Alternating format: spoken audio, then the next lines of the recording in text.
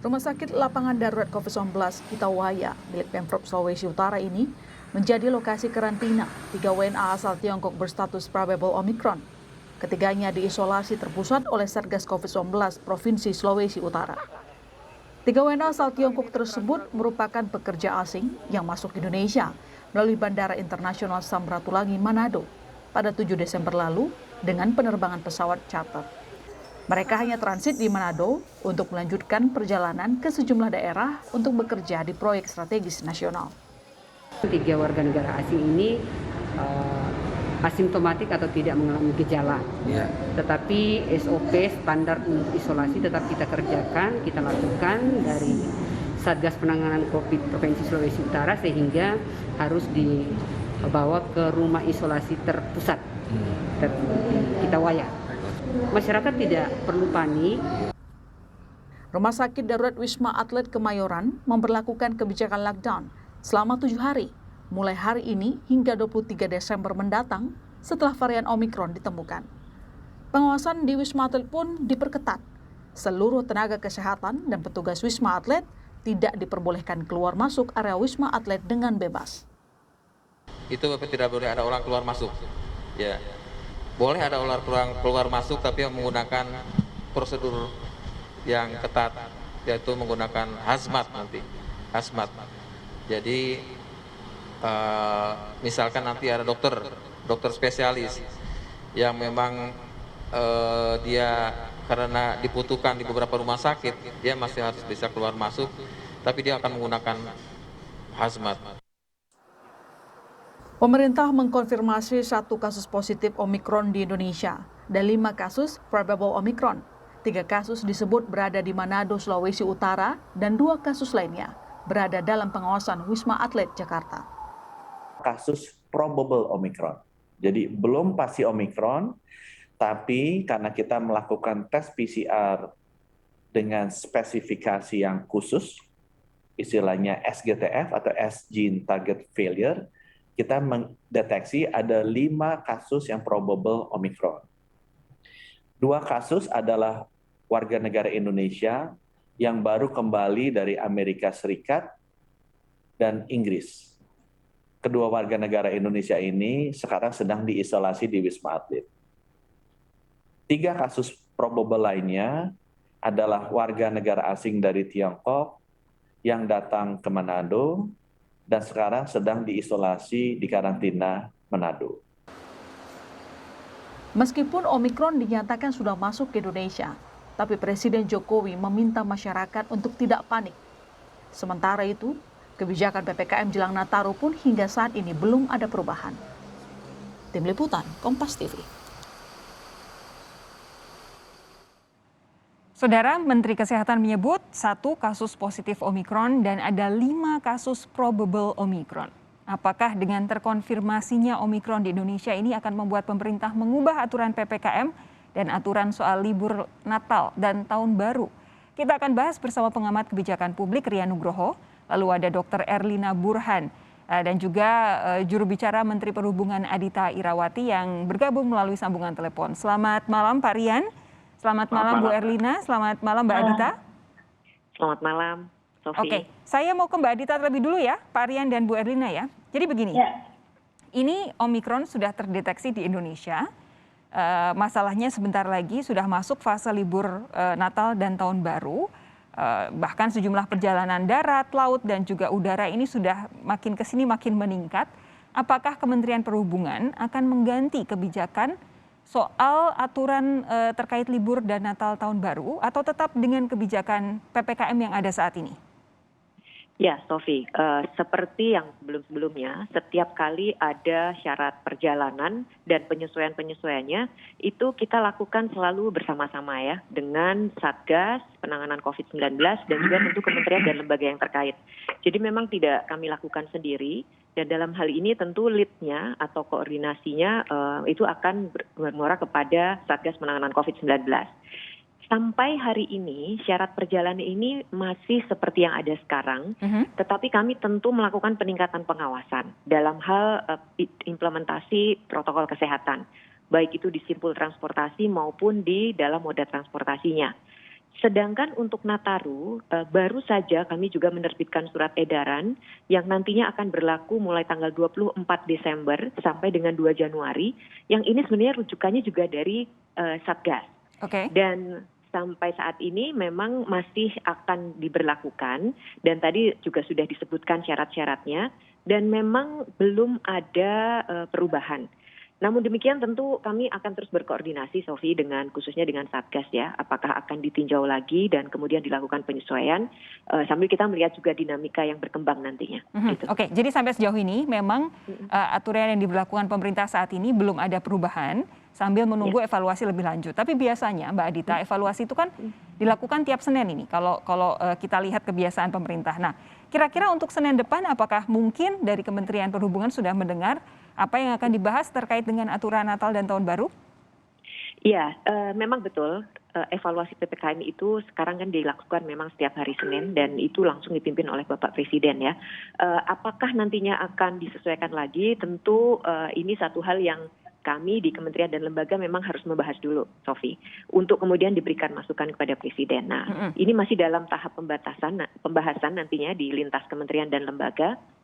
Tentu apa yang terjadi sekarang ini dengan masuknya Omikron dan ada beberapa kasus, tentu itu akan menjadi pertimbangan. Oke. Tetapi akan seperti apa, nah ini saya tentu juga belum bisa menyampaikan saat ini. Tetapi tentu yang paling penting, seperti juga pesan Presiden, Sofi, yang paling penting masyarakat sekarang ini terus harus disiplin ya, prokesnya. Gitu. Jadi itu yang terus dibuat disiplin, di samping juga pesan dari Presiden juga, vaksinasi memang harus terus kita genjot gitu. Karena dua hal ini sebenarnya yang bisa menghambat ya penyebaran itu. Gitu. Mbak Adita begini, kan kita beberapa waktu yang lalu memang sudah bersiap-siap ketika Omikron sudah hadir di beberapa negara. Waktu itu juga jadi landasan bahwa pemerintah memutuskan karantina orang yang bepergian dari luar negeri menuju ke Indonesia itu 10 hari. Artinya memang sudah ada persiapan untuk memastikan bahwa kita bisa menekan masuknya Omikron dari negara lain ke Indonesia. Nah, ketika saat ini sudah jelas ada di Indonesia, kasus yang pertama pun yang diumumkan adalah warga yang tidak pernah bepergian, artinya sudah ada transmisi lokal. Bagaimana dengan pengetatan perjalanan luar negeri? Apakah akan diberlakukan atau ya sudah seperti ini saja? Iya, pengetatan perjalanan luar negeri betul, Sofi. Sebenarnya beberapa waktu yang lalu kita juga sudah melakukan hal tersebut ya. Seperti salah satunya adalah soal karantina yang sebelumnya sempat 3 hari, langsung kita berlakukan 14 hari untuk WNI yang sudah pernah melakukan perjalanan ke 11 negara yang ada sudah muncul kasus Omikronnya ya. Dan kemudian juga kita tingkatkan 10 hari untuk semua warga negara asing maupun warga negara Indonesia yang melakukan perjalanan luar negeri, di luar yang 11 negara tadi. Jadi memang antisipasi itu sudah ada. Dan bahwasanya kemudian kita temukan kasus ini tentu itu perlu kita kaji lebih dulu ya. Sebenarnya seperti apa, bagaimana kemudian kasus itu bisa masuk, dan khususnya mungkin juga melalui transmisi di mana.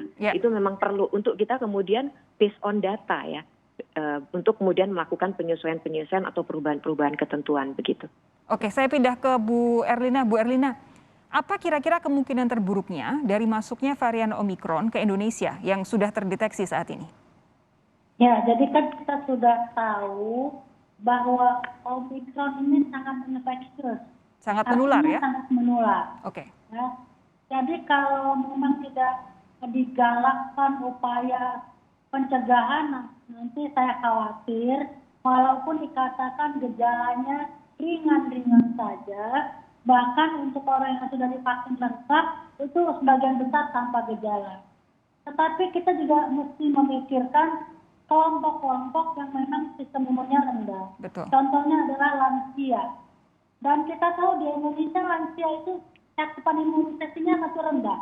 Banyak lansia yang tidak divaksin. Berarti sangat rentan tertular. Satu. Kedua juga lansia dengan komorbid. Jadi sudahlah lansia, ada komorbid, tidak divaksin. Nah ini merupakan menurut saya kelompok yang sangat mudah menular dan bisa jadi walaupun dari COVID-nya gejalanya ringan, tapi karena terinfeksi kemudian mempengaruhi sistem yang lain, bisa-bisa komorbidnya juga menimbulkan masalah, akhirnya perlu perawatan juga. Nah ini akan menyibukkan kita. Jadi saya tetap katakan oke, tidak panik, tapi waspada dan pencegahan harus dilakukan. Intinya, kalaupun ada varian baru, yang penting jangan masuk ke dalam tubuh kita. Oke. Bu Erlina begini, ini kan yang selama ini disampaikan oleh para ahli, terutama dari WHO adalah memang betul varian ini sangat mudah menular, tetapi di sisi lain walaupun katanya datanya memang masih terus dikumpulkan, sejauh ini yang disampaikan adalah gejalanya tidak terlalu parah dibandingkan varian-varian sebelumnya. Saya terus terang melihat, menduga dan melihat dari beberapa laporan, walaupun ini bukan dari WHO, hospitalisasi juga cukup rendah.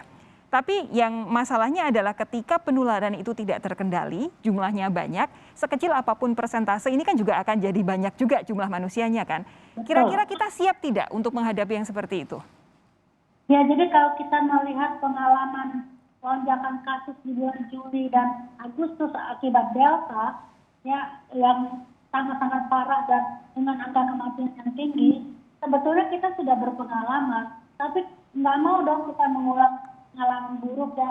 Ingat nggak banyak yang meninggal di IGD, ya, banyak di selasa rumah sakit ya. Nggak kebagian tempat tidur, oksigen habis, yang meninggal karena tidak cukup oksigen. Nah, kita jangan sampai terjebak dalam situasi begitu. Namun memang kita berpengalaman karena sudah lewat fase yang horor ya, istilahnya yang buruk.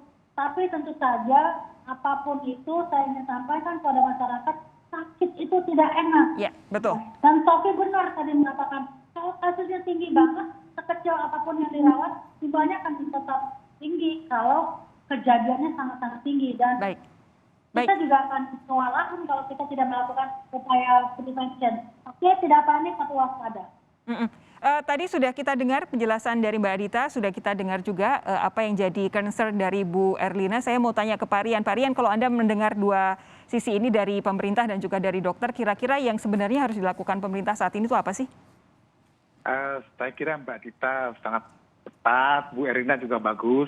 Jadi begini, kata kuncinya adalah bahwa kita ini sudah sekolah. Kita sekolah sejak 2020 awal sampai 2021 menjelang akhir ini. Berarti kita tahu apa yang kita kerjakan di dalam kondisi-kondisi emergensi. Jadi yang pertama adalah kebijakan pemerintah untuk tetap seperti ini, status quo, ini bagus. Nah, kedua adalah disiapkan yang namanya mitigasi risiko. Di dalam teori manajemen ada namanya teori risk management. Termasuk tadi Bu Erlina mengatakan bagaimana kalau tiba-tiba meledak, begitu kan ya. Nah, dengan demikian sistem respons di setiap rumah sakit dan sistem kesehatan itu yang disiapkan oleh kita semua. Nah, tentunya saya kira kita merespon Pak Jokowi menyampaikan jangan panik, setuju. Nah, Bu Erlina juga mengatakan jangan panik. Yang pasti bagi mereka-mereka yang mempunyai ancaman untuk sakit dan itu susah disembuhkan harus lebih peka lagi. Yang sepuh, kemudian yang komorbid, itu. Jadi itu tetap edukasi seperti itu. Yang lainnya menurut saya PPKM silakan terus jalan seperti apa adanya, dan itu baiklah kita. Seperti Singapura aja. Singapura nggak bikin lockdown, tapi jalan, yang penting sistem responsinya kuat gitu aja. Sebentar. Pak Rian, karena saya tahu Mbak Adita ini harus segera beranjak, saya satu pertanyaan terakhir buat Mbak Adita, singkat saja Mbak Adita. Imigrasi itu mencatat setidaknya 37.000 WNI pergi liburan ke luar negeri dan 11 juta orang bepergian saat liburan Natal dan Tahun Baru. Bagaimana Kementerian Perhubungan melihat data ini? Ya, ini satu hal yang memang sebenarnya sudah bisa kita prediksi ya. Karena dalam beberapa bulan terakhir ini kan memang situasi pandemik di Indonesia dan di beberapa bagian di dunia itu relatif sudah lebih terkendali. Betul. Jadi kita juga melakukan beberapa relaksasi. Jadi ini sebenarnya sudah kami prediksi, Sofi, dan memang tren peningkatan penumpang internasional ini sudah kita lihat sejak bulan Oktober. Terus naik dari November sampai saat ini.